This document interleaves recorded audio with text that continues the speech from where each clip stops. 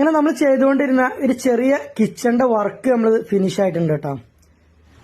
കോൺക്രീറ്റിൽ slab വാർത്തതിന് ശേഷം അതിന്റെ താഴെ ഇതേപോലെ ഫെറോ സ്ലാബുകൾ കൊണ്ട് പാർട്ടീഷനും ഇതൊക്കെ കൊടുത്തിട്ടാണ് അന്ന് ചെയ്തിരുന്നത്. അന്ന് നമ്മൾ പറഞ്ഞിരുന്നു ഇങ്ങനെ ചെയ്തിരുന്നുണ്ടെങ്കിൽ ഡ്രോവറുകളൊക്കെ വെക്കുമ്പോൾ കുറച്ച് ബുദ്ധിമുട്ടുകൾ ഉണ്ടാവും എന്നുള്ളത്.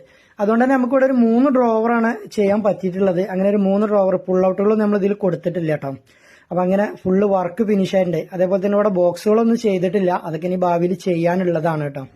ഒരു ടാൻഡം ബോക്സും അതേപോലെ ഒരു കട്ട്ലറി, ഒരു പ്ലേറ്റ്, അങ്ങനെയാണ് നമ്മളിവിടെ സെറ്റ് ചെയ്തിട്ടുള്ളത് കേട്ടോ. അങ്ങനെ 3 ഡ്രോവറുകളാണ് വരുന്നത്. അതേപോലെ തന്നെ ഈ റാക്ക് ചെയ്ത സമയത്ത് നമ്മൾ ഇതിന്റെ മേലെ കൊടുത്ത കൗണ്ടർ ടോപ്പ് 3 ഇഞ്ചോളം പുറത്തേക്ക് തള്ളി ഇട്ടീനു കേട്ടോ. അങ്ങനെ ഈ 3 ഇഞ്ച് തള്ളി വരുന്നത് കൊണ്ടാണ് ഇപ്പോ നമ്മളൊരു കബോർഡ് ചെയ്തതിന് ശേഷം അത് കറക്റ്റ് ഡോറിനൊപ്പം ഗ്രാനൈറ്റ് വരുന്ന രീതിയിൽ ഒരു ബോക്സ് ടൈപ്പിൽ ചെയ്യാൻ പറ്റിയത്.